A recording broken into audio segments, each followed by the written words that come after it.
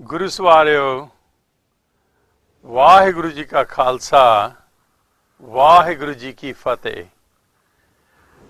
ਸੰਗਤਾਂ ਦੇ ਭਰਪੂਰ ਕਹਿਣ ਤੇ ਆਪ ਜੀ ਦਾ ਦਾਸ ਕੌਸਮੋਲੋਜੀ ਐਂਡ ਸਿੱਖਿਜ਼ਮ ਦੋਹਾਂ ਜ਼ਬਾਨਾਂ ਵਿੱਚ ਕਰਨ ਲੱਗਾ ਤਾਂ ਕਿ ਇੰਗਲਿਸ਼ ਵਾਲੇ ਬੱਚਿਆਂ ਨੂੰ ਇੰਗਲਿਸ਼ ਸਮਝ ਆ ਜਾਏ ਤੇ ਜਿਹੜੇ ਮੇਰੇ ਵਰਗੇ ਵੀਰ ਨੇ ਉਹਨਾਂ ਨੂੰ ਪੰਜਾਬੀ ਵੀ ਸਮਝ ਆ ਜਾਏ। ਸੋ ਸਬਜੈਕਟ ਜਿਹੜਾ ਅਸੀਂ ਡਿਸਕਸ ਕਰਨਾ ਅੱਜ ਉਹ ਹੈ ਕੌਸਮੋਲੋਜੀ ਇਨ ਸਿੱਖਿਜ਼ਮ। ਕੌਸਮੋਲੋਜੀ ਦਾ ਮਤਲਬ ਇਹ ਹੈ ਕਿ ਇਹ ਬ੍ਰਹਿਮੰਡ ਕਿੱਦਾਂ ਬਣਿਆ। ਪਹਿਲਾਂ ਇਸ ਤੋਂ ਕਿ ਮੈਂ ਸ਼ੁਰੂ ਕਰਾਂ, ਮੈਂ ਥੋੜ੍ਹਾ ਜਿਹਾ ਆਪਣੇ ਉਸ ਅਕਾਲ ਪੁਰਖ ਨੂੰ ਇਹ ਕਹਿਣਾ ਚਾਹੁੰਦਾ ਕਿ ਹੇ ਸੱਚੇ ਪਾਤਸ਼ਾਹ, ਤੇਰਾ ਬੜਾ ਸ਼ੁਕਰਗੁਜ਼ਾਰ ਹੈ ਕਿ ਜਿਨ ਮੈਨੂੰ ਇਹ ਅੰਡਰਸਟੈਂਡਿੰਗ ਦਿੱਤੀ ਕਿ ਮੈਂ ਸੱਚੇ ਪਾਤਸ਼ਾਹ ਤੈਨੂੰ ਸਮਝ ਸਕਾਂ। I'm grateful to the Almighty God who gave me the impetus to understand Him. I'm so humbled at God's vastness and energy.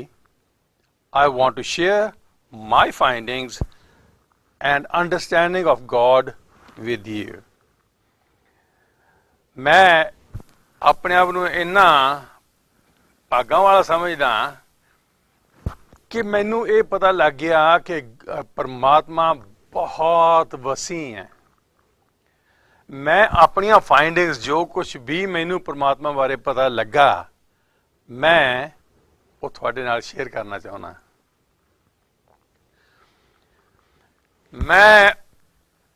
I'm grateful to the American people and their President Barack Obama, who lowered their flag at half-mast around the world on the killing of 6 Sikhs in Gurdwara in America.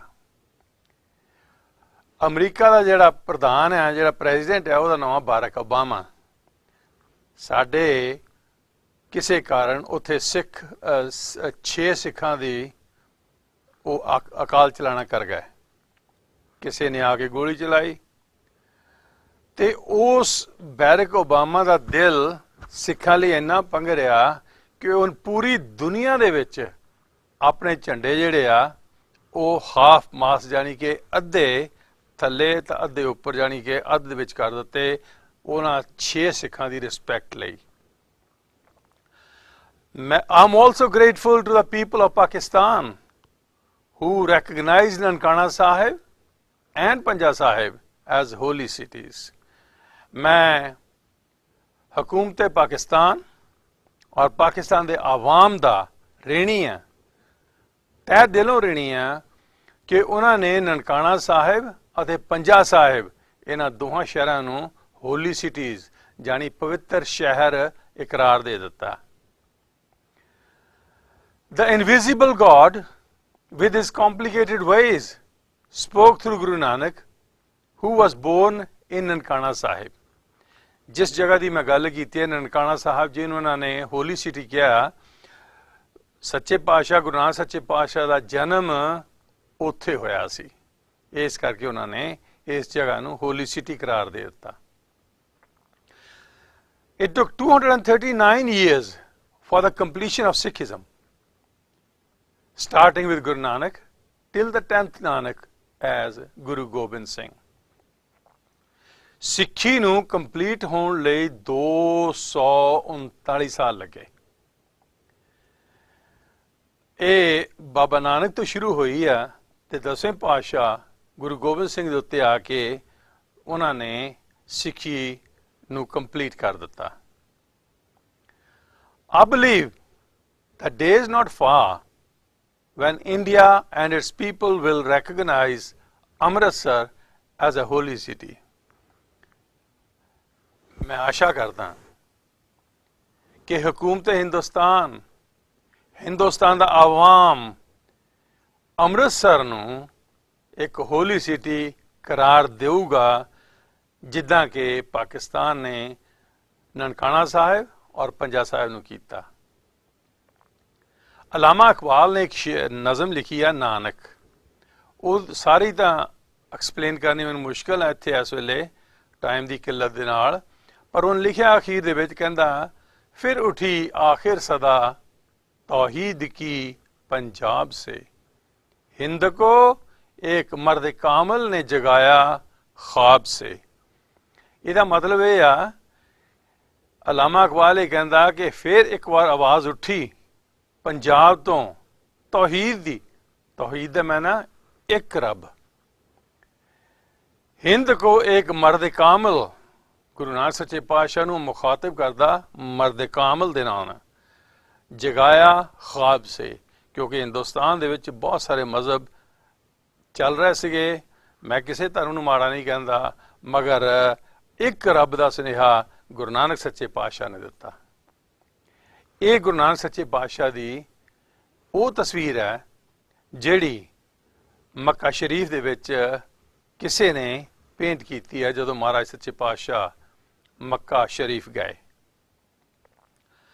ਆ ਕਿਸੇ ਨੇ, ਲੱਗਦੀ ਬੜੀ original ਆ, ਪਰ ਇਹ ਹੋ ਸਕਦਾ ਕਾਪੀ ਵੀ ਹੋਵੇ, ਮੈਨੂੰ ਇਹਦੇ ਬਾਰੇ ਕੁਝ ਜ਼ਿਆਦਾ ਪਤਾ ਨਹੀਂ, ਮਗਰ ਗੁਰੂ ਨਾਨਕ ਸੱਚੇ ਪਾਤਸ਼ਾਹ ਦੀ ਸ਼ਕਲ ਇਹੋ ਜਿਹੀ ਸੀ ਤੇ ਇਹ ਕਿਸੇ ਨੇ ਕੋਈ ਪਿਕਚਰ ਬਣਾਈ ਆ।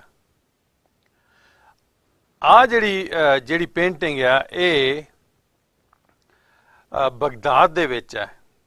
ਬਗਦਾਦ ਦੇ ਵਿੱਚ ਜਦੋਂ ਮਹਾਰਾਜ ਗਏ ਆ ਗੁਰੂ ਨਾਨਕ ਸੱਚੇ ਪਾਤਸ਼ਾਹ, ਤਾਂ ਉੱਥੇ ਜਿੱਥੇ ਇਹਨਾਂ ਨੇ ਆਪਣਾ ਕਿਆਮ, ਜਿੱਥੇ ਇਹਨਾਂ ਨੇ ਆਪਣਾ ਰਹੇ ਆ, ਉਸ ਜਗ੍ਹਾ ਦੇ ਉੱਤੇ ਇਹ ਫੋਟੋ ਦਾ ਕਿਸੇ ਨੇ ਪੇਂਟਿੰਗ ਕੀਤੀ ਹੈ।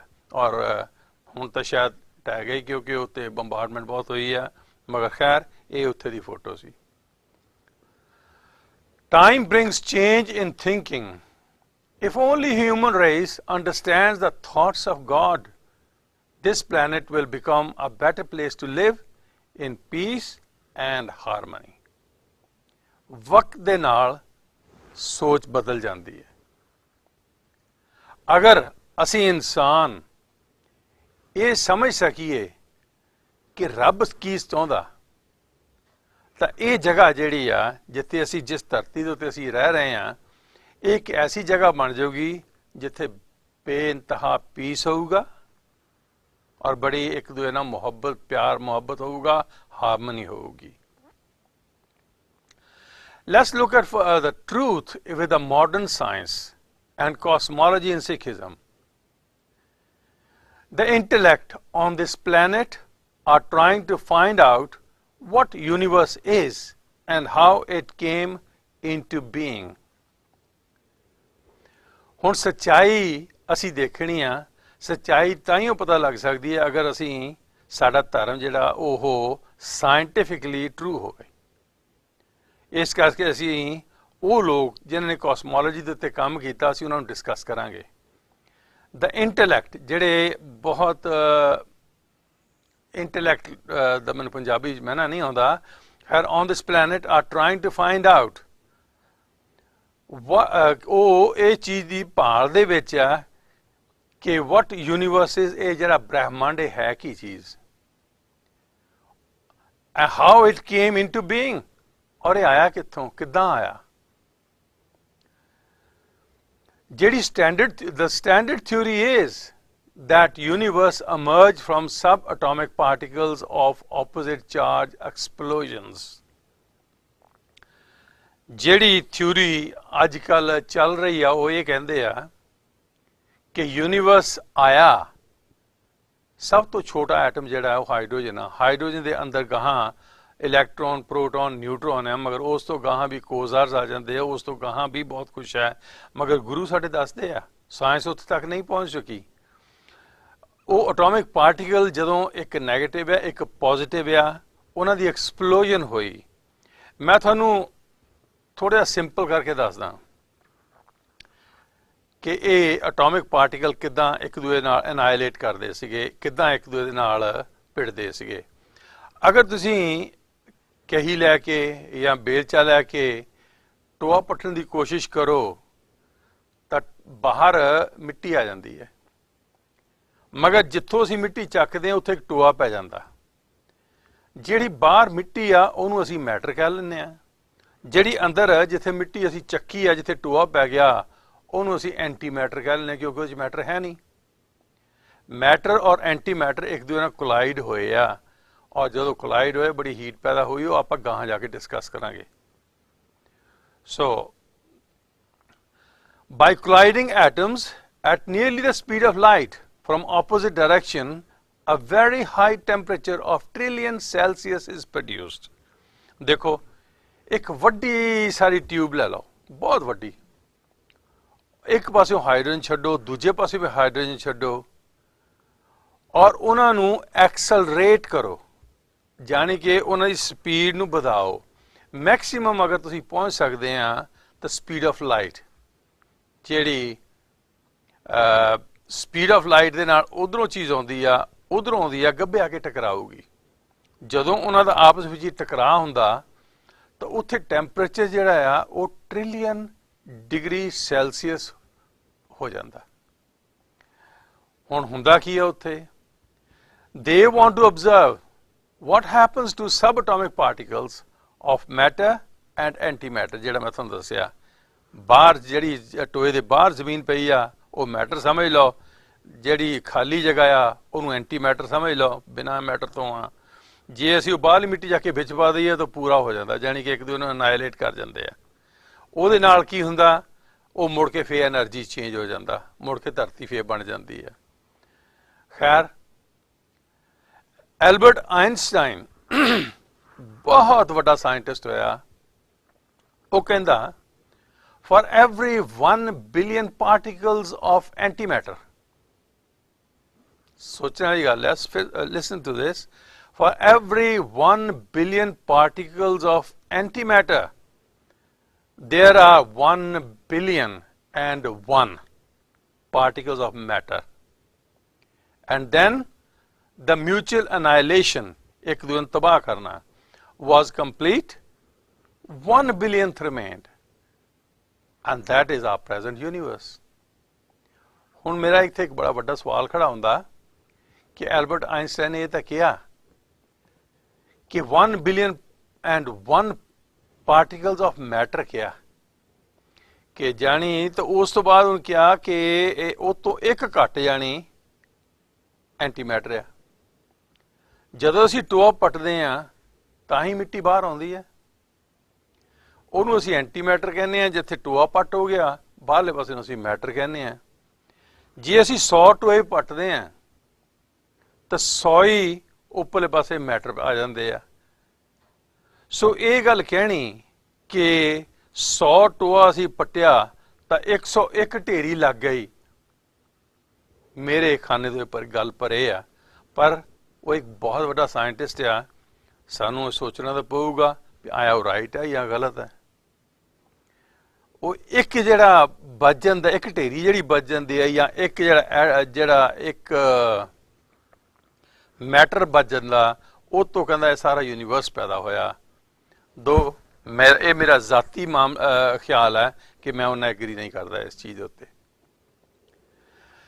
ਮੈਂ ਫਿਰ ਆਇਨਸਟਾਈਨ ਫਿਰ ਕਹਿੰਦਾ I want to know God's thoughts and the rest are details, said Albert Einstein। God does not play dice with the universe।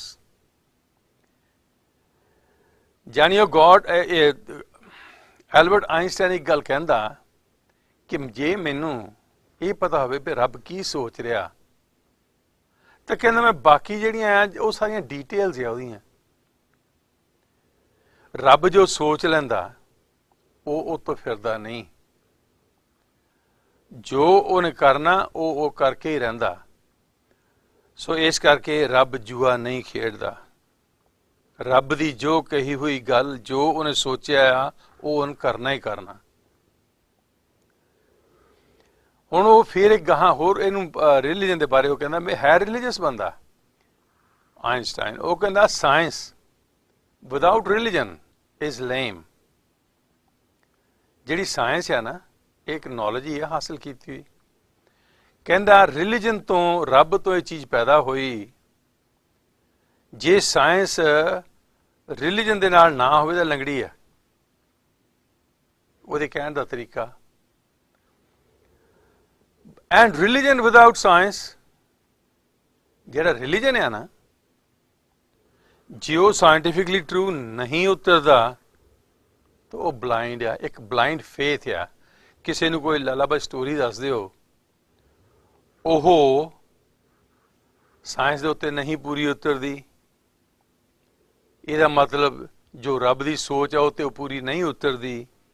इस करके ਅਸੀਂ ब्लाइंडली बिना सोचे समझे तो उत्ते यकीन करना शुरू कर दिंदे हैं। Albert Einstein does believe in God, provided religion agrees with science. In fact, science is searching for God's working. Albert Einstein ਜਿਹੜਾ ਆ ਉਹ ਰੱਬ ਦੇ ਵਿੱਚ ਬਿਲੀਵ ਕਰਦਾ, ਤਾਂ ਕਰਦਾ ਜੇ ਰਿਲੀਜਨ ਐਗਰੀ ਕਰੇ ਕਿ ਜੋ ਸਾਇੰਸ ਕਹਿੰਦੀ ਹੈ, ਜਿੰਦੀ ਥੋੜੀ ਬਹੁਤੀ ਉਹਨਾਂ ਨੂੰ ਨੌਲੇਜ ਹੈ। ਇਨਫੈਕਟ ਕਹਿੰਦਾ ਸੱਚਾਈ ਇਹ ਆ ਕਿ ਸਾਇੰਸ ਉਹ ਵੀ ਰੱਬ ਦੇ ਵਰਕਿੰਗ ਦੇ ਉੱਤੇ ਸਰਚ ਕਰ ਰਹੀ ਹੈ। One thing that I have learned in long life is that our science measured against reality is primitive and childlike, and yet it is the most precious thing that we have, Albert Einstein ने किया। One thing जी कहना, एक चीज़ कहना मैं जी इन्नी मेरी बड़ी जिंदगी हो गई, मैं काफ़ी लंबी देर जिया, वो ये कहता कि आ साइंस जो कुछ मैं कुदरत के बारे समझिया जे उन्हें मेजर किया जाए हकीकत दे नाल, रब की हकीकत दे नाल, वो कहता एक बड़ी प्रिमिटिव जी चीज़ है और बड़ी बच्चों वाली चीज़ है। जिदा न्याणे समुद्र के कंढे ते बैठे घोगे सिप्पियां चुन रहे होंदे आ, ये ਉਹ जी गल आ। यट फिर भी कहता ये साडे लई बहुत अनमोल चीज़ आ जिहड़ा सानू थोड़ा बहुता भी रब दे बारे पता लग गया। क्वांटम मकैनिक एक नवी किस्म की साइंस है। Quantum mechanic is a very impressive, but my inner voice tells me that it is not yet the real thing. The theory yields a lot, but it hardly brings us any closer to the secret of the old one. Old one kaun? God. In any case, I'm convinced that he does not play dice. मैं एक चीज़ जानदा, Albert Einstein कहता कोई जुआ नहीं खेलता। Quantum mechanic जी आ बहुत इंप्रैसिव है, टैलीविजन चलते आ, होर बहुत सारी चीज़ां इन्हां चलदियां, पर फिर भी कहना मेरी एक अंदरली आवाज़ ये गल कह रही है कि ये अजे हकीकत नहीं है। ये थ्योरी क्वांटम दी ये बहुत कुछ दसदी है, पर ये सानू रब दे बारे कुछ नहीं दस सकती। इन एनी केस कहता मैं कन्विंसड हाँ कि वो जुआ नहीं खेडदा, रब जो चाहता वो उही करदा। We'll see if God does exist.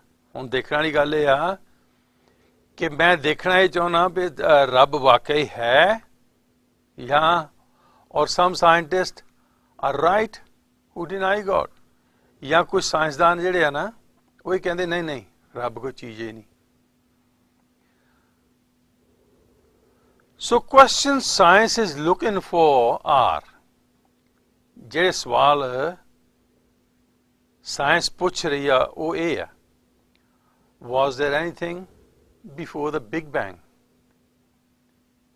इस तो पहला कि ब्रह्मांड दा पसारा होवे उत्थे कुछ सीगा?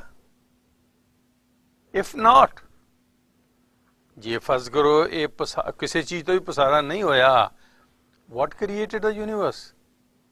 ते इस ब्रह्मांड नू बनाया किने? Why did the universe emerge from Big Bang the way it did? ਇਹ ਕਹਿੰਦਾ ਕਿ why ਇਹ ਯੂਨੀਵਰਸ ਹੋਣ ਚ ਕਿੱਦਾਂ ਆਇਆ from Big Bang ਜਿਹਨੂੰ ਕਹਿੰਦੇ ਵੱਡਾ ਧਮਾਕਾ ਜਾਂ expansion the way it did. So सवाल बड़ा ਵੱਡਾ फिर सुनो. Why did the universe emerge from Big Bang the way it did? ਗੱਲ ਇਹ ਹੈ ਵੀ ਇਹ ਵੱਡਾ ਸਾਰਾ ਧਮਾਕਾ ਕਿਉਂ ਹੋਇਆ, ਇਹ ਬ੍ਰਹਿਮੰਡ ਕਿਉਂ ਬਣਿਆ? Although ਹਾਲਾਂਕਿ the universe has no end, ਇਹ ਜਿਹੜਾ ਬ੍ਰਹਿਮੰਡ ਹੈ ਇਹਨੂੰ ਦੂਰ ਦੂਰ ਤੱਕ ਹੁਣ ਦੇਖ ਸਕਦੇ ਆ, ਇਹਨਾਂ ਕੋਲ ਇੱਦਾਂ ਐਡੀਆਂ ਪਾਵਰਫੁਲ ਟੈਲੀਸਕੋਪਾਂ ਆ ਗਈਆਂ, ਮਗਰ ਇਹਦੀ ਹੱਦ ਅਖੀਰ ਨਹੀਂ ਦੇਖ ਸਕਦੇ। ਪਰ ਇੱਕ ਚੀਜ਼ ਹੈ, ਇਟ ਹੈਡ ਅ ਬਿਗਨਿੰਗ, ਇਹ ਕਦੇ ਨਾ ਕਦੇ ਸ਼ੁਰੂ ਤਾਂ ਹੋਇਆ ਨਾ ਵਿਦ ਬਿਗ ਬੈਂਗ, ਜਦੋਂ ਵੱਡਾ ਧਮਾਕਾ ਹੋਇਆ। There is nothing bigger than universe. Universe तो बड़ी कोई चीज है नहीं। Where did the universe came into being? सवाल वो ही है, ये आया कित्थों, ये यूनिवर्स आया कित्थों? सोचने वाली गल है, तुसी भी सोचो, मैं भी सोचदा, कहां आप जवाब लभदे हैं। Up to year 1920, everybody thought that universe was static and unchanging in time. 1920 तक लोकां दा, साइंटिस्टां दा ख्याल ये सी कि जिद्दां एक कमरा है, चार दीवारी है और इहदी लिमिटेशन है, इसे तरीके दे नाल ये यूनीवर्स दी कोई लिमिटेशन सीगी, ये स्टैटिक सी, चेंज नहीं सी हुंदा। ਇਹ ਜਿੰਨੀਆਂ ਚੇਂਜਿਸ ਆਉਂਦੀਆਂ ਸੀ ਇਹਦੇ ਵਿੱਚ ਇੱਕ ਚੀਜ਼ ਮਰ ਜਾਂਦੀ ਸੀ, ਦੂਜੀ ਪੈਦਾ ਹੋ ਜਾਂਦੀ ਸੀ। ਇਹ 1920 ਤੱਕ ਲੋਕ ਇਦਾਂ ਹੀ ਸੋਚਦੇ ਰਹੇ ਆ। ਫਿਰ ਉਸ ਤੋਂ ਬਾਅਦ then it was discovered that universe is expanding. ਦੂਰਬੀਨਾਂ ਦੇ ਨਾਲ ਪਤਾ ਲੱਗਾ ਕਿ ਗੈਲੈਕਸੀਆਂ ਜਿਹੜੀਆਂ ਨਾ ਉਹ ਆਪਣੇ ਐਪੀ ਸੈਂਟਰ ਤੋਂ ਬਾਹਰ ਨੂੰ ਜਾ ਰਹੀਆਂ। Distant galaxies were moving away from us. ਜਿਹੜੀਆਂ ਗੈਲੈਕਸੀਆਂ ਦੂਰ ਆ ਉਹ ਹੋਰ ਵੀ ਦੂਰ ਹੁੰਦੀਆਂ ਜਾ ਰਹੀਆਂ। ਹੁਣ ਮੈਂ ਇੱਥੇ ਇੱਕ ਛੋਟੀ ਜਿਹੀ ਗੱਲ ਤੁਹਾਨੂੰ ਦੱਸਦਾ ਹਾਂ, ਚਲੋ ਮੈਂ ਬਾਅਦ ਚ ਦੱਸਾਂਗਾ। This meant that they must have been closer in the past. ਅਗਰ ਉਹ ਬਾਹਰ ਨੂੰ ਜਾ ਰਹੀਆਂ ਤਾਂ ਸ਼ੋਰਲੀ ਅਗਰ ਬਾਹਰ ਇਕੱਠੀਆਂ ਵਿੱਚੋਂ ਅੰਦਰੋਂ ਹੋ ਕੇ ਬਾਹਰ ਨੂੰ ਜਾ ਰਹੀਆਂ ਨਾ, ਸੋ ਉਹ ਕਿਸੇ ਨਾ ਕਿਸੇ ਜ਼ਮਾਨੇ ਵਿੱਚ ਕਲੋਜ਼ ਹੋਣਗੀਆਂ। ਅਗਰ if we go back in time they must be on top of each other. ਕੋਈ ਵਕਤ ਹੋਊਗਾ ਅਗਰ ਉਹਨਾਂ ਨੂੰ ਜਿਸ ਸਪੀਡ ਨਾਲ ਉਹ ਬਾਹਰ ਨੂੰ ਜਾ ਰਹੀਆਂ, ਅਕਸਰ ਸਪੀਡ ਉਹਨਾਂ ਦੀ ਘੱਟ ਵੀ ਰਹੀ ਆ, ਮਗਰ ਅਗਰ ਉਹਨੂੰ ਕੈਲਕੂਲੇਟ ਕੀਤਾ ਜਾਵੇ ਤਾਂ ਉਹ ਇਕੱਠੀਆਂ ਹੋ ਜਾਂਦੀਆਂ, ਇੱਕ ਦੂਜੇ ਦੇ ਉੱਪਰ ਆ ਜਾਂਦੀਆਂ, ਇਕੱਠੀਆਂ ਹੋ ਜਾਂਦੀਆਂ। ਅਖੀਰ ਬਣਦਾ ਕੀ ਹੈ ਦੇਖੋ। ਇਫ ਵੀ ਗੋ ਬੈਕ, ਉਹਨਾਂ ਸਾਇੰਟਿਸਟਾਂ ਨੇ ਇਸ ਚੀਜ਼ ਨੂੰ ਕੈਲਕੂਲੇਟ ਕੀਤਾ, if we go back about 13.7 billion years ago, we come to a point of beginning. The law of physics failed there. This must be the beginning of the universe or Big Bang. ਕਹਿੰਦਾ ਜੇ 13.7 billion years ਆਪਾਂ ਪਹਿਲਾਂ ਚਲੇ ਜਾਈਏ ਤਾਂ ਸਾਨੂੰ ਇਦਾਂ ਲੱਗੂਗਾ ਇੱਕ ਪੁਆਇੰਟ ਆ ਜਿੱਥੋਂ ਇਹ ਸਾਰੀਆਂ ਗੈਲੈਕਸੀਆਂ ਜਿਹੜੀਆਂ ਇਹ ਸ਼ੁਰੂ ਹੋਈਆਂ। ਜਿਹੜੇ ਜਦੋਂ ਇੱਕ ਪੁਆਇੰਟ ਜਿਹਾ ਬਣ ਜਾਂਦਾ, ਜਿਹਨੂੰ ਸਿੰਗੂਲੈਰਿਟੀ ਵੀ ਕਹਿੰਦੇ ਆ, laws of physics, यानी कि फिजिक्स ਜਿਹੜੀ ਅਸੀਂ ਪੜ੍ਹਦੇ ਹਾਂ, ਜੋ ਸਾਡੀ ਸੋਚ ਜਿੱਥੇ ਤੱਕ ਸਾਨੂੰ ਲਿਆ ਚੁੱਕੀ ਆ, ਇਹ ਸਾਰੇ ਫੇਲ ਹੋ ਜਾਂਦੇ ਆ ਕਿਉਂਕਿ ਉੱਥੇ ਕੋਈ ਲਾਅ ਕੰਮ ਹੀ ਨਹੀਂ ਕਰਦਾ, ਉਹ ਇੱਕ ਇਮੈਜਿਨਰੀ ਪੁਆਇੰਟ ਆ ਜਾਂਦਾ। this must be the beginning of the universe. ਉਹ ਕਹਿੰਦੇ ਵੀ ਇੱਥੋਂ ਬ੍ਰਹਿਮੰਡ ਸ਼ੁਰੂ ਹੋਇਆ ਹੋਊਗਾ. Now science started saying time and space are separate identities. ਹੁਣ ਸਾਇੰਸ ਕੀ ਕਹਿ ਰਹੀ ਹੈ? ਇਹਨਾਂ ਆਪਣੀ ਜਿਹੜੀ ਬੋਲੀ ਉਹ ਬਦਲ ਲਈ ਹੈ. ਹੁਣ ਇਹ ਕਹਿੰਦੇ ਆ ਵੀ time, the space, actually time, the space, they started with the Big Bang. But not exactly. क्योंकि कई बार पसरे पसार सदा सदा एक ओंकार. This thing has happened many times before. Many times the whole universe has collapsed, and many times it has gone out. So time has got no meaning. ਉਹ ਕਹਿੰਦਾ ਪਰ ਇਸ ਚੀਜ਼ ਨੂੰ ਸਾਬਤ ਕਰਨ ਲਈ ਕਿ ਪਸਾਰਾ ਕਿੱਦਾਂ ਹੋਇਆ, time and space are separate identities. ਇਹਨੇ ਦੋ ਆਈਡੈਂਟੀਟੀਆਂ ਬਣਾ ਲਈਆਂ. ਟਾਈਮ ਨੂੰ ਜੁਦਾ ਕਰਤਾ, ਸਪੇਸ ਨੂੰ ਜੁਦਾ ਕਰਤਾ. ਕੀਤਾ ਕਿ ਡਾਕਟਰ ਹਾਕਿੰਸ ਨੇ. Although they still believe time and space started together in the Big Bang. ਇੱਕ ਚੀਜ਼ ਦਾ ਉੱਤੇ ਇਹ ਮੁਤਫਿਕ ਹੈ, ਇੱਕ ਚੀਜ਼ ਨੂੰ ਇਹ ਮੰਨਦੇ ਆ ਕਿ ਟਾਈਮ ਤਾਂ ਸਪੇਸ ਜਿਹੜਾ ਹੈ ਨਾ ਇਹ ਬਿਗ ਬੈਂਗ ਦੇ ਵਿੱਚ ਹੀ ਸ਼ੁਰੂ ਹੋਇਆ. This removes the distinction between time and space. That time laws of evolution can also determine the initial stage. ਅਗਰ ਅਸੀਂ ਦੋ ਚੀਜ਼ਾਂ ਜੁਦਾ ਕਰ ਦਈਏ, ਟਾਈਮ ਨੂੰ ਜੁਦਾ ਕਰ ਦਈਏ, ਸਪੇਸ ਨੂੰ ਜੁਦਾ ਕਰ ਦਈਏ, ਤਾਂ ਸਾਨੂੰ ਇਦਾਂ ਲੱਗਦਾ laws of evolution ਹੈ, ਕਿਸੇ ਚੀਜ਼ ਨੂੰ ਇਵੋਲਵ ਕੀਤਾ ਗਿਆ.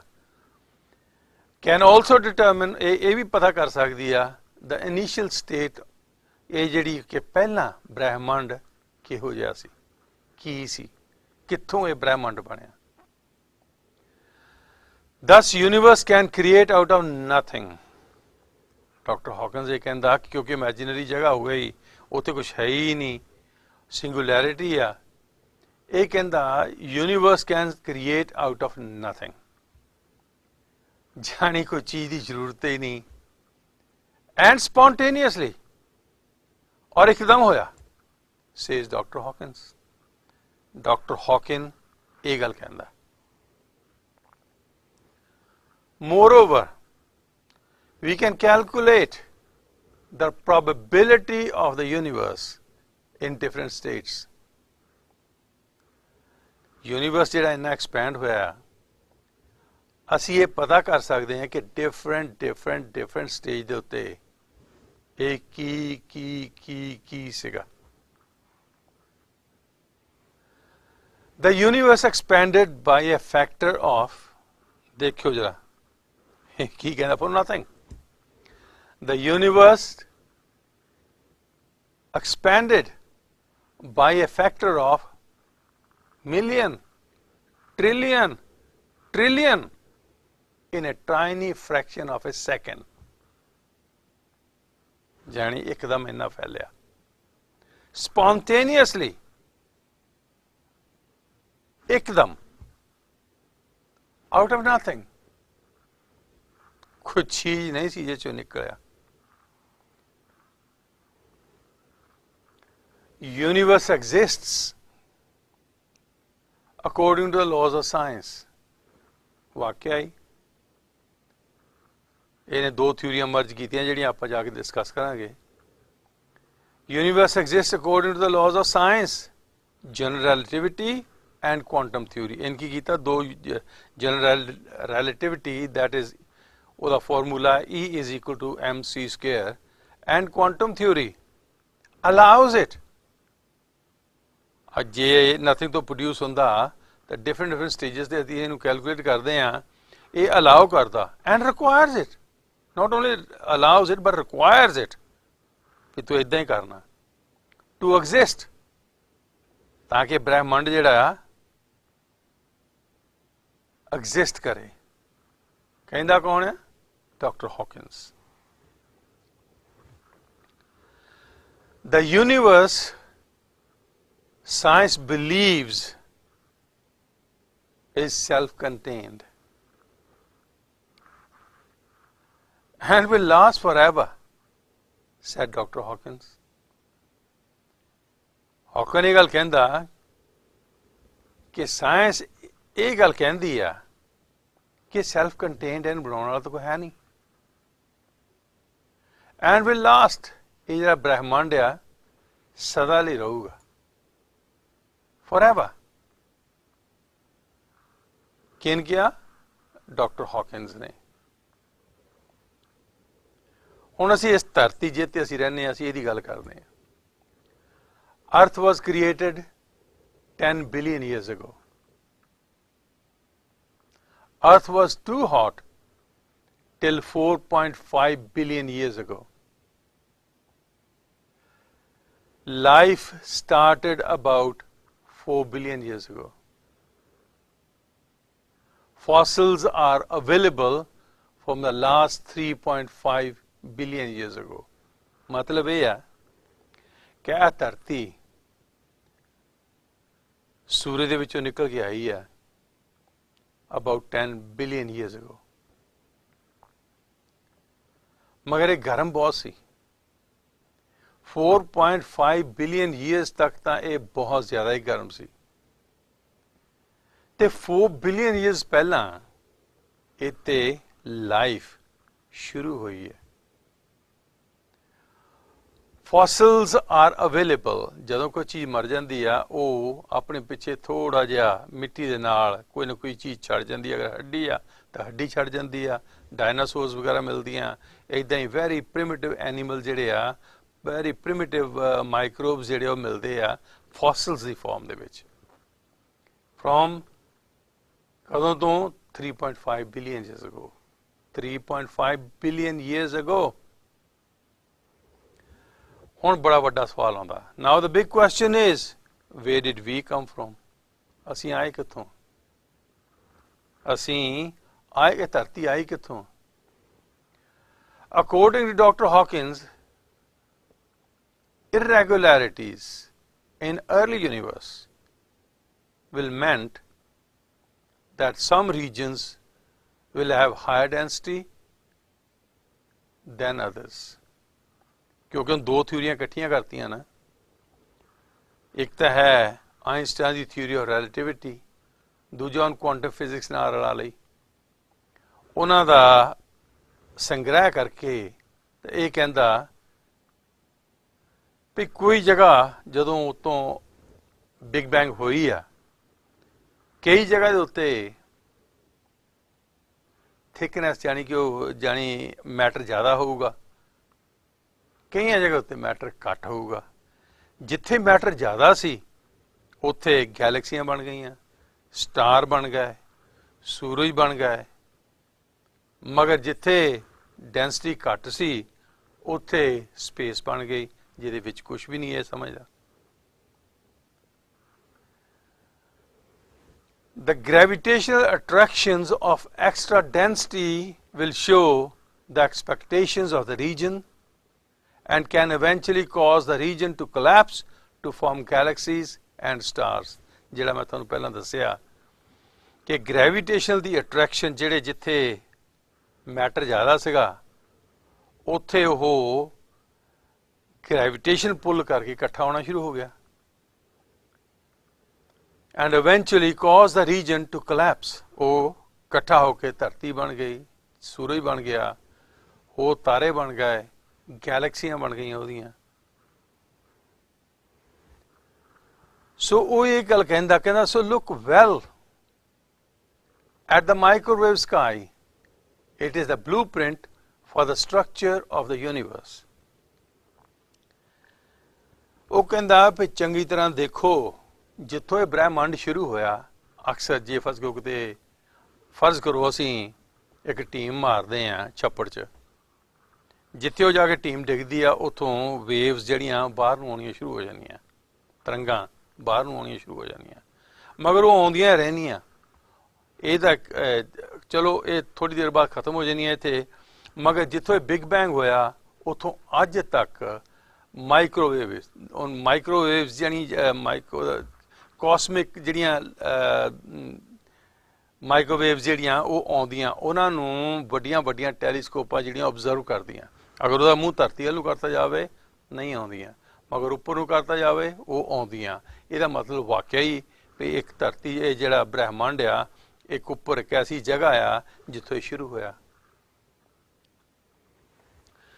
We are the product of quantum fluctuations। ਆ ਜਿਹੜੀ ਧਰਤੀ ਆ ਜਾਂ ਇਹ ਜਿਹੜਾ ਬ੍ਰਹਿਮੰਡ ਆ, ਇਹ quantum fluctuations, ਜਾਣੀ ਕਿ ਜਿੱਥੇ ਮੈਟਰ ਜ਼ਿਆਦਾ ਸੀਗਾ ਉੱਥੇ ਇਕੱਠੀ ਹੋ ਕੇ ਧਰਤੀਆਂ ਬਣ ਗਈਆਂ, ਸਟਾਰਸ ਬਣ ਗਏ, ਤੇ ਜਿੱਥੇ ਘੱਟ ਸੀ ਉਹ ਸਪੇਸ ਬਣ ਗਈ।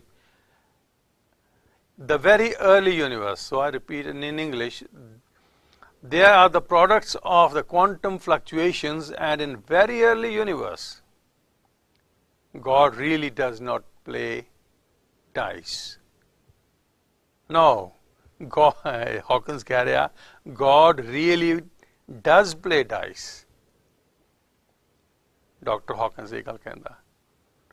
ਹੁਣ ਹੈਰਾਨ ਕਰਨ ਵਾਲੀ ਗੱਲ ਇਹ ਆ, ਇਹ ਤਾਂ ਕਹਿੰਦਾ ਕਿ ਰੱਬ ਜੂਆ ਖੇਲਦਾ, ਡਾਈਸ, ਉਹ ਜੇ ਤੇ 6 ਬਣੇ ਹੁੰਦੇ ਆ ਸਿੱਟਦੇ ਹੁੰਦੇ ਆ, ਇੱਕ ਆ ਜਾਵੇ, ਦੂਣੀ ਆ ਜਾਵੇ, ਤੀਣੀ ਆ, ਚੌਥਾ। ਇਹ ਕਹਿੰਦਾ ਵੀ ਰੱਬ ਡਾਈਸ ਖੇਲਦਾ। ਉਹ ਕਹਿੰਦਾ ਵੀ ਰੱਬ ਨਹੀਂ, ਰੱਬ ਜੋ ਚਾਹੁੰਦਾ ਉਹੀ ਕਰਦਾ, ਉਹਦੇ ਸਿਧਾਂਤ ਆ, ਉਹ ਆਪਣੇ ਸਿਧਾਂਤਾਂ ਤੋਂ ਇੱਧਰ ਉੱਧਰ ਨਹੀਂ ਹੁੰਦਾ। ਹੁਣ ਆਪਾਂ ਅੱਗੇ ਦੇਖਦੇ ਹਾਂ ਕੀ ਕਹਿੰਦੇ ਆ। ਆਇਨਸਟਾਈਨ ਕਹਿੰਦਾ ਵੀ he does not play dice. So Einstein ਦੀ ਥਿਊਰੀ ਅਗਰ ਅਸੀਂ ਜਨਰਲ ਥਿਊਰੀ ਆਫ ਰਿਲੇਟਿਵਿਟੀ ਲਈਏ, ਉਹ ਪ੍ਰੈਡਿਕਟ ਤਾਂ ਕਰਦੀ ਆ। ਕੀ ਪ੍ਰੈਡਿਕਟ ਕਰਦੀ ਆ? ਕਿ time has a beginning in the big bang and end in the black hole. Einstein ਦੀ ਥਿਊਰੀ ਜਿਹੜੀ ਆ, ਥਿਊਰੀ ਆਫ ਰਿਲੇਟਿਵਿਟੀ, ਉਹ ਇਹ ਤਾਂ ਪ੍ਰੈਡਿਕਟ ਕਰਦੀ ਆ ਕਿ ਟਾਈਮ ਸ਼ੁਰੂ ਹੋਇਆ ਬਿਗ ਬੈਂਗ ਤੋਂ ਤੇ ਖਤਮ ਹੁੰਦਾ ਜਦੋਂ ਤੁਸੀਂ ਕਿ ਤਾਰਾ ਮਰਦਾ ਦੇਖਦੇ ਹੋ। ਕਈ ਵਾਰ ਉਹ ਤਾਰਾ ਜਿਹੜਾ ਪੂਛ ਵਾਲਾ ਤਾਰਾ ਜਿਹੜਾ ਹੁੰਦਾ, ਉਹ ਘੁੱਟ ਆਪਣੀ ਗ੍ਰੈਵੀਟੇਸ਼ਨ ਦੀ ਉਹ 'ਚ ਤਾਕਤ ਇੰਨੀ ਹੁੰਦੀ ਆ ਵੀ ਉਹ ਕੁੱਟੀ ਜਾਂਦਾ ਕੁੱਟੀ ਜਾਂਦਾ ਕੁੱਟੀ ਜਾਂਦਾ, ਮਗਰ ਉਹ ਸਭ ਤੋਂ ਬ੍ਰਾਈਟੈਸਟ ਤਾਰਾ ਹੁੰਦਾ। ਉਹਦਾ ਮਤਲਬ ਇੱਕੋ ਹੀ ਹੁੰਦਾ ਕਿ ਇੱਕ ਐਨਰਜੀ ਦੂਜੀ ਐਨਰਜੀ ਦੇ ਵਿੱਚ ਚੇਂਜ ਹੋ ਰਹੀ ਆ। ਉਹਨੂੰ ਪੂਛ ਵਾਲਾ ਤਾਰਾ ਵੀ ਕਈ ਵਾਰ ਕਹਿੰਦੇ ਆ। ਉਹ ਜਿਹੜੀ ਐਨਰਜੀ ਆ ਉਹ ਕਦੇ ਖਤਮ ਨਹੀਂ ਹੁੰਦੀ, ਉਹ ਇੱਕ ਐਨਰਜੀ ਦੂਜੀ ਐਨਰਜੀ ਚੇਂਜ ਹੋ ਜਾਂਦੀ ਹੈ। The general theory of relativity and discovery of expansion of the universe shattered the old picture of ever-existing and everlasting universe। ਜਿਹੜਾ 1920 ਤੱਕ ਅਸੀਂ ਸੋਚਦੇ ਸੀਗੇ ਕਿ ਇਹਦੀ ਲਿਮਿਟੇਸ਼ਨਸ ਆ, ਥਿਊਰੀ ਆਫ ਰਿਲੇਟਿਵਿਟੀ ਨੇ ਤਾਂ ਡਿਸਕਵਰੀ ਆਫ ਐਕਸਪੈਂਸ਼ਨ, ਕਿਉਂਕਿ ਉਹ ਜਿਹੜੀ ਜੇ ਤਾਂ ਉਹ ਕੰਧਾਂ ਹੁੰਦੀਆਂ ਆਲੇ ਦੁਆਲੇ, ਜੇ ਤਾਂ ਪਤਾ ਹੁੰਦਾ ਵੀ ਹਾਂ ਇੱਥੇ ਤੱਕ ਹੀ ਪਰਮਾਤਮਾ ਆ, ਮਗਰ ਨਹੀਂ, ਉਹ ਤੋਂ ਪਰੇ ਜਾ ਰਿਹਾ, ਬਹੁਤ ਦੂਰ ਜਾ ਰਿਹਾ, ਜਿਹਦਾ ਸਾਨੂੰ ਪਤਾ ਵੀ ਨਹੀਂ ਕਿੱਥੇ ਤੱਕ ਜਾ ਰਿਹਾ। ਉਹ ਇਸ ਚੀਜ਼ ਨੇ ਉਹ ਜਿਹੜਾ ਖਿਆਲ ਸੀ ਸਾਇੰਸਦਾਨਾਂ ਦਾ ਉਹ ਖਤਮ ਕਰ ਦਿੱਤਾ। ਓਲਡ ਪਿਕਚਰ ਜਿਹੜੀ ਸੀ ਇਹਨਾਂ ਦੇ ਦਿਮਾਗ ਦੇ ਵਿੱਚ 1920 ਤੱਕ ਉਹ ਖਤਮ ਹੋ ਗਈ ਕਿ ਉਹ ਐਵਰ ਐਗਜ਼ਿਸਟਿੰਗ ਆ ਔਰ ਐਵਰ ਲਾਸਟਿੰਗ ਆ, ਜੋ ਚੇਂਜ ਆਉਂਦੀ ਆ ਉਹਦੇ ਅੰਦਰ ਹੀ ਆਉਂਦੀ ਆ। Instead general relativity predicted that universe and time itself would begin in the Big Bang. It also predicted that time would come to an end in black hole. ਮਗਰ general relativity ਕੀ ਕਹਿੰਦੀ ਆ? General relativity ਇਹ ਕਹਿੰਦੀ ਆ ਕਿ time ਜਿਹੜਾ ਆ ਨਾ, ਉਹ ਯੂਨੀਵਰਸ ਜਦੋਂ ਸ਼ੁਰੂ ਹੋਇਆ ਬਿਗਨਿੰਗ ਦੇ ਵਿੱਚ, ਉੱਥੋਂ ਟਾਈਮ ਪੈਦਾ ਹੋਇਆ ਤੇ ਖਤਮ ਕਿੱਦਾਂ ਹੁੰਦਾ? ਜਿੱਦਾਂ ਬਿਗ ਬੈਂਗ ਜਿਹੜੀ ਆ ਨਾ, ਬਿਗ ਬੈਂਗ ਦੇ ਜਿਹੜੇ ਸਿਤਾਰੇ ਜਿਹੜੇ ਆ, ਜਦੋਂ ਕਲੈਪਸ ਹੁੰਦੇ ਆ, ਬਲੈਕ ਹੋਲ ਆ ਜਾਂਦਾ, ਉਹਦੇ ਵਿੱਚ ਟਾਈਮ ਨਹੀਂ ਹੁੰਦਾ। ਟਾਈਮ ਹੈ ਕੀ? Movement is called time. Movement ਇੱਦਾਂ ਕਿ ਧਰਤੀ ਆਪਣੇ ਆਲੇ ਦੁਆਲੇ ਘੁੰਮਦੀ ਆ 24 ਘੰਟਿਆਂ ਦੇ ਵਿੱਚ। ਉਹ ਦਿਨ ਤਾਂ ਰਾਤ ਬਣਦੇ ਆ। ਧਰਤੀ ਘੁੰਮਦੀ ਆ ਸੂਰਜ ਦੇ ਦੁਆਲੇ, ਜਦੋਂ ਸੂਰਜ ਦੇ ਦੁਆਲੇ ਘੁੰਮਦੀ ਆ ਤਾਂ 1 ਸਾਲ ਲੱਗ ਜਾਂਦਾ ਉਹਨੂੰ। ਇਹ ਟਾਈਮ ਹੈ। Movement is time. The discovery of cosmic microwave background and observation of the black hole support these conclusions। ਇਹ ਜਿਹੜੇ ਜਦੋਂ ਅਸੀਂ ਕਾਸਮਿਕ ਜਿਹੜੀ ਮਾਈਕ੍ਰੋਵੇਵਸ ਆਉਂਦੀਆਂ, ਉਹਦੀ ਜਿਹੜੀ ਬੈਕਗਰਾਉਂਡ ਜਿਹੜੀ ਆਉਂਦੀ ਆ ਤੇ observation of the black hole, ਜਿਹੜਾ ਕਹਿੰਦੇ ਵੀ ਬਲੈਕ ਹੋਲ ਦੇ ਵਿੱਚ ਟਾਈਮ ਖਤਮ ਹੋ ਜਾਂਦਾ, ਇਹ ਸਪੋਰਟ ਕਰਦੇ ਆ ਜੋ ਇਹ ਸਾਇੰਟਿਸਟਾਂ ਦੀ ਫਾਈਂਡਿੰਗਸ ਆ। This is a profound change in a picture of the universe and reality itself. ਇਹ ਇੱਕ ਵੱਡੀ ਚੇਂਜ ਆ ਜਾਨੀ ਪਿਕਚਰ ਦੇ ਵਿੱਚ ਕਿ ਯੂਨੀਵਰਸ ਕਿੱਦਾਂ ਸ਼ੁਰੂ ਹੋਇਆ ਔਰ ਹਕੀਕਤ ਹੈ ਕੀ। Although the general theory of relativity predicted that universe must have come from the period of high curvature in the past, it could not predict how the universe would emerge from the Big Bang. अगर ये ब्रह्मांड इकट्ठा हो जाता, एक singularity बन जाती आ of A high curvature, मगर वो निकलना किदां? लॉज ऑफ फिजिक्स उत्थे फेल हो जाते आ। जे लॉज ऑफ फिजिक्स उत्थे फेल हो जाते आ तो साइंसदान कहते भी सानू तो पता कुछ नहीं लगता। Thus general relativity on its own, ਜਿਹੜੀ general relativity ਆ on its own cannot answer the central question of cosmology. General relativity ਜਿਹੜੀ ਆ ਉਹ cosmology ਦਾ ਆਨਸਰ ਨਹੀਂ ਹੈ ਕੱਲੀ on its own. Why the universe is the way it is. ਇਹ ਜਿਹੜਾ ਯੂਨੀਵਰਸ ਆ ਇਹ ਇਦਾਂ ਹੈ ਜੋ ਜਿੱਦਾਂ ਅਸੀਂ ਦੇਖ ਰਹੇ ਹਾਂ ਇਦਾਂ ਹੈ ਤਾਂ ਕਿਉਂ ਹੈ? Dr. Hawking believes if general relativity is combined with quantum theory, ਹੁਣ ਉਹ ਫਿਰ ਕਹਿੰਦਾ it may possible to predict how universe will start. Hawkins ਜ਼ਿੱਦ ਕਰਦਾ ਇਸ ਚੀਜ਼ ਦੇ ਉੱਤੇ, ਉਹ ਕਹਿੰਦਾ ਕਿ general relativity ਤੇ quantum theory ਨੂੰ ਅਗਰ ਇਕੱਠੇ ਕਰਤਾ ਜਾਵੇ ਤਾਂ it may be possible, may be, ਚੇਤਾ ਰੱਖੋ may be possible to predict how universe will start. It would initially expand, ਪਹਿਲਾਂ expansion ਹੋਗੀ ਇਹਦੀ ਬਹੁਤ ਵੱਡੀ ਅਗਰ ਦੋ ਥਿਊਰੀਆਂ ਇਕੱਠੀਆਂ ਕਰਤੀਆਂ ਜਾਣ। It would initially expand at an ever increasing rate. ਬਹੁਤ ਜ਼ਿਆਦਾ expansion ਹੋਗੀ, ਪਹਿਲਾਂ ਬਹੁਤ ਜ਼ੋਰ ਨਾਲ expansion ਹੁੰਦੀ ਆ।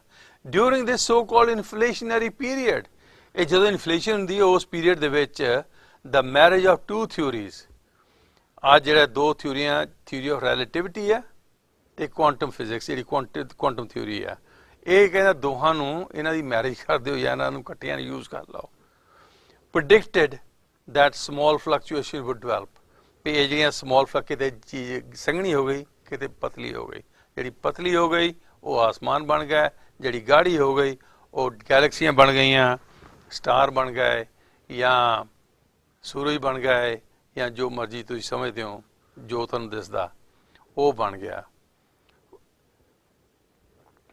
This is confirmed by the observation of small non-uniformities in the cosmic microwave background with exactly predicted properties. देखो हैरान करने वाली गल ये आ भी ਜਦੋਂ ਤੁਸੀਂ ਦੇਖਦੇ ਆ ਕਾਸਮਿਕ ਮਾਈਕ੍ਰੋਵੇਵਸ ਨੂੰ ਤਾਂ ਇਹ ਚੀਜ਼ ਸਾਬਤ ਕਰਦੀਆਂ ਉਹਨਾਂ ਦੀ ਕੈਲਕੂਲੇਸ਼ਨ ਦੇ ਹਿਸਾਬ ਨਾਲ ਜਿਹੜੀਆਂ ਚੀਜ਼ਾਂ ਉਹ ਪ੍ਰਿਡਿਕਟ ਕਰਦੇ ਸੀਗੇ ਉਹ ਸਾਬਤ ਕਰਦੇ ਆ। ਸੋ ਹੁਣ ਹਾਕਿੰਸ ਜਿਹੜਾ ਕਿਸ ਨਤੀਜੇ ਤੇ ਪਹੁੰਚਾ? Doctor Hawkins says there is no room for God in the creation of universe. Universe came spontaneously by pure chance. हिंत ना करती। डॉक्टर हॉकिंस ने कहता कि रब कोई चीज़ ही नहीं है, there is no room, रब दा विच की काम? यूनीवर्स नूं क्रिएट करने विच रब दा कोई काम नहीं। Universe came spontaneously by pure chance. Pure chance कित्थों आ जाना? मेरी ये समझ तो बाहर है।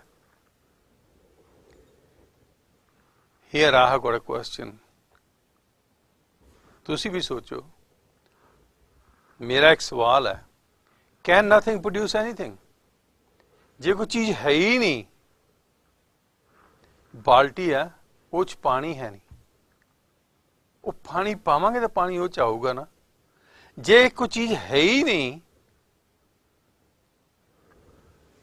ਤਾਂ ਇਹ ਯੂਨੀਵਰਸ ਕਿੱਥੋਂ ਆ ਗਿਆ? ਸੋਚਣ ਵਾਲੀ ਗੱਲ ਹੈ। ਸੋਚੋ, ਤੁਸੀਂ ਵੀ ਸੋਚੋ, ਮੈਂ ਵੀ ਸੋਚਦਾ। ਪਰ science believes nothing can be created and destroyed in the universe. One form may change into another, like hydrogen is changing into helium under gravitational pressure in the sun. But while changing, a lot of heat is produced in line with the theory of relativity. Thus, nothing is created or lost. ਜੇ ਕਹਿੰਦਾ ਕਿ ਤੁਸੀਂ ਦੇਖੋ science ਇਸ ਚੀਜ਼ 'ਚ believe ਕਰਦੀ ਆ ਕਿ ਨਥਿੰਗ ਕੈਨ ਬੀ ਕ੍ਰੀਏਟਡ ਔਰ ਡਿਸਟਰੋਇਡ ਇਨ ਦਿਸ ਯੂਨੀਵਰਸ। ਇਸ ਦੁਨੀਆ ਦੇ ਵਿੱਚ ਕੋਈ ਵੀ ਚੀਜ਼, ਤੁਸੀਂ ਕਿਸੇ ਚੀਜ਼ ਨੂੰ ਵੀ ਕੰਪਲੀਟਲੀ ਡਿਸਟਰੋਏ ਨਹੀਂ ਕਰ ਸਕਦੇ, ਨਾ ਕੋਈ ਚੀਜ਼ ਫਰੋਮ ਨਥਿੰਗ ਬਣਾ ਸਕਦੇ ਆ। ਫਾਰਮ ਇੱਕ ਜਿਹੜੀ ਆ ਉਹ ਦੂਜੀ ਚੇਂਜ ਦਾ ਪਾਣੀ ਆ। 1 ਕਿਲੋ ਪਾਣੀ ਲੈ ਲਓ, 1 ਲੀਟਰ ਪਾਣੀ ਹੋ ਜਾਂਦਾ। ਉਹਦੀ ਭਾਫ ਬਣਾ ਦਿਓ, ਸਟੀਮ ਬਣ ਜਾਊਗੀ। ਉਹਨੂੰ ਠੰਡਾ ਕਰ ਲਓ, ਫਿਰ 1 ਕਿਲੋ ਦਾ 1 ਕਿਲੋ ਆ। 1 ਕਿਲੋ ਪਾਣੀ ਨੂੰ ਤੁਸੀਂ ਡਿਸੋਸੀਏਟ ਕਰ ਲਓ, ਉਹਦੇ ਵਿੱਚੋਂ ਦੀ ਇਲੈਕਟ੍ਰਿਸਿਟੀ ਪਾਸ ਕਰੋ। ਇੱਕ ਪਾਸੇ ਹਾਈਡਰੋਜਨ ਜਮ੍ਹਾਂ ਹੋਣੀ ਸ਼ੁਰੂ ਹੋ ਜਾਊਗੀ, ਇੱਕ ਪਾਸੇ ਆਕਸੀਜਨ ਜਮ੍ਹਾਂ ਹੋ ਜਾਊਗੀ। ਜੇ ਮੁੜ ਕੇ ਉਹਨਾਂ ਨੂੰ ਮੁੜ ਕੇ ਫਿਰ ਪਾਣੀ ਬਣਾਓ ਤਾਂ 1 ਕਿਲੋ ਦਾ 1 ਕਿਲੋ ਹੀ ਰਹਿਣਾ, ਕੋਈ ਚੀਜ਼ ਵੱਧਦੀ ਘਟਦੀ ਨਹੀਂ। So one form may change into another, like hydrogen is changing into helium, but gravitational pressure in the sun. But while changing, a lot of heat is produced in line with the theory of relativity. ਜਦੋਂ ਜਿਹੜਾ ਸਨ ਆ ਨਾ, ਉਹਦੇ ਵਿੱਚ gravitational pressure ਦੇ ਨਾਲ hydrogen ਦਾ ਬਣਿਆ ਹੈ। ਇਹ ਪ੍ਰੈਸ਼ਰ ਦੇ ਨਾਲ ਹਾਈਡਰੋਜਨ ਹੀਲੀਅਮ 'ਚ ਚੇਂਜ ਹੋ ਜਾਂਦੀ ਹੈ। ਮਗਰ ਜੇ ਫਸ ਗਏ ਤੁਸੀਂ 1 ਕਿਲੋ 100 ਗ੍ਰਾਮ ਜਾਣੀ ਹਾਈਡਰੋਜਨ ਲਓ, ਤੇ ਜਦੋਂ ਤੁਸੀਂ ਹੀਲੀਅਮ 'ਚੋਂ ਚੇਂਜ ਹੋ ਗਈ ਅੰਡਰ ਗ੍ਰੈਵਿਟੇਸ਼ਨਲ ਪ੍ਰੈਸ਼ਰ, ਤਾਂ ਉਹਦਾ ਮਾਸ ਘਟ ਜਾਂਦਾ। ਮਾਸ ਕਿੰਨਾ ਘਟਦਾ? 1000 ਗ੍ਰਾਮਸ ਲਿਆ ਤਾਂ ਉਹਦਾ 993 ਗ੍ਰਾਮਸ ਹੈ। 7 ਗ੍ਰਾਮ ਕਿਤੇ ਚਲੇ ਗਏ? ਕਿੱਥੇ ਗਏ? ਹੁਣ ਉਹ 7 ਗ੍ਰਾਮ ਅਸੀਂ ਆਇਨਸਟਾਈਨ ਦੀ ਥਿਊਰੀ ਆਫ ਰਿਲੇਟਿਵਿਟੀ 'ਚ ਪਾਉਣੇ ਆ, ਵੇਰ ਉਹ ਇਹ ਕਹਿੰਦਾ ਵੀ E is equal to mc square, ਜਾਣੀ ਕਿ E ਐਨਰਜੀ, ਉਹਨੂੰ ਅਸੀਂ ਮਾਸ ਦੇ ਵਿੱਚ ਵੀ ਕਨਵਰਟ ਕਰ ਸਕਦੇ ਹਾਂ ਤੇ ਮਾਸ ਨੂੰ ਐਨਰਜੀ ਦੇ ਵਿੱਚ ਵੀ ਕਨਵਰਟ ਕਰ ਸਕਦੇ ਹਾਂ। E ਐਨਰਜੀ ਹੋ ਗਈ is equal to mass times speed of light, times speed of light। ਤੇ ਇਸ ਕਰਕੇ 7 ਗ੍ਰਾਮ ਨੂੰ ਅਗਰ ਮਾਸ ਦੀ ਜਗ੍ਹਾ 7 ਗ੍ਰਾਮ ਲਿਖਤਾ ਜਾਵੇ, ਐਨਰਜੀ ਦਾ ਸਾਨੂੰ ਪਤਾ ਨਹੀਂ, ਇਹਨੂੰ ਟਾਈਮ ਸਪੀਡ ਆਫ ਟਾਈਮ ਨਾਲ ਜਰਬ ਦਿੱਤੀ ਜਾਵੇ, ਤਾਂ ਜਿਹੜੀ ਬਹੁਤ ਸਾਰੀ ਐਨਰਜੀ ਆ ਇੱਥੇ ਪ੍ਰੋਡਿਊਸ ਹੋ ਜਾਂਦੀ ਆ। ਦਸ ਨਥਿੰਗ ਇਜ਼ ਕ੍ਰੀਏਟਡ ਔਰ ਲੋਸਟ। ਹੁਣ ਇਹ ਇੱਕ ਸਨ ਦੀ ਮੈਂ ਤੁਹਾਨੂੰ ਫੋਟੋ ਦਿਖਾਉਣਾ। ਇਹਦੇ ਵਿੱਚ ਬਾਹਰਲੇ ਪਾਸੇ ਇੱਕ ਕਰੋਨਾ ਆ, ਅੰਦਰਲੇ ਪਾਸੇ ਦੇਖੋ ਤਾਂ ਇੰਟਰਨਲ ਸਟਰਕਚਰ ਹੈ। ਜਦੋਂ ਗੱਭੇ ਬਿਲਕੁਲ ਤੁਸੀਂ ਜਾਂਦੇ ਆ ਤਾਂ ਉੱਥੇ ਹਾਈਡਰੋਜਨ ਹੀ ਹੈ ਤਾਂ ਹਰ ਪਾਸੇ ਹਾਈਡਰੋਜਨ। ਮਗਰ ਜਦੋਂ ਤੁਸੀਂ ਹਾਈਡਰੋਜਨ ਜਿਹੜੀ ਆ ਅੰਡਰ ਗ੍ਰੈਵਿਟੇਸ਼ਨਲ ਪ੍ਰੈਸ਼ਰ ਦੇ ਨਾਲ ਉਹ ਹੀਲੀਅਮ 'ਚ ਚੇਂਜ ਹੁੰਦੀ ਆ, ਤਾਂ ਜਿਹੜੀ ਹੀਟ ਪ੍ਰੋਡਿਊਸ ਹੁੰਦੀ ਆ, ਉਹ ਹੀਟ ਦੇ ਨਾਲ ਲਾਈਟ ਹੋਰ ਦੇ ਚੀਜ਼ਾਂ ਪ੍ਰੋਡਿਊਸ ਹੁੰਦੀਆਂ, ਉਹ ਬਾਹਰ ਨਿਕਲਣਾ ਚਾਹੁੰਦੀਆਂ। ਔਰ ਕਿਤੇ ਕਿਤੇ ਤਾਂ ਸਨ ਦੇ ਸਪੌਟਸ ਆ ਜਾਂਦੇ ਆ, ਜਿੱਥੋਂ ਉਹ ਕਾਲਾ ਦਿਖਦਾ। ਕਈ ਥਾਈਂ ਫਲੇਅਰਸ ਉੱਡਦੇ ਆ, ਕਈ ਥਾਈਂ ਜਾਣੀ ਬੜਾ ਜਦੋਂ ਉੱਪਰ ਜਾਂਦੇ ਇੱਕ ਐਸੀ ਜਗ੍ਹਾ ਹੈ ਜਿੱਥੋਂ ਹੀਟ ਨੂੰ ਵਾਪਸ ਭੇਜ ਦਿੰਦੀ ਆ। ਇਵੈਂਚੁਅਲੀ ਹੀਟ ਨੂੰ ਨਿਕਲਣ ਲਈ ਕੋਈ ਨਾ ਕੋਈ ਰਸਤਾ ਲੱਭਣਾ ਪੈਂਦਾ, ਔਰ ਉਹ ਹੀਟ ਜਿਹੜੀ ਆ ਸਾਡੇ ਤੱਕ ਆਉਂਦੀ ਆ।